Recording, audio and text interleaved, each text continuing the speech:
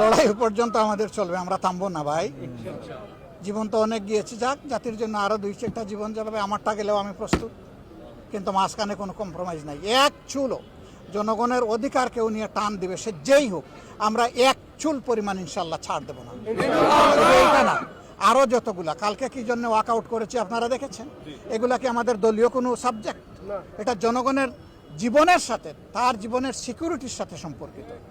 এই যে পুলিশের সদস্যবৃন্দ আছেন, তারাও তাদের নিজস্ব ডিপার্টমেন্টে সুবিচার পান না। আমরা সেইগুলো নিয়েও কথা বলতে চেয়েছিলাম, আমাদেরকে কথা বলতে দেওয়া হয় না। আমরা এই কথা থামাবো না, সংসদের ভিতরেও বলবো, বাইরেও বলবো। তবে সরকার তার দায়িত্ব পালনে এবং জনগণকে দেওয়া তাদের যে ওয়াদা ছিল সেটা তারা লঙ্ঘন করেছে, অন্যায় করেছে, জনগণের উপর জুলুম করেছে, জনগণকে অপমান করেছে। আমরা সেই অপমানের প্রতিশোধ হাল্লা চিল্লা মারামারি করে নিব না, জনগণের অধিকার কঠোর আন্দোলনের মাধ্যমে আদায় করার মাধ্যমেই নিব ইনশাআল্লাহ।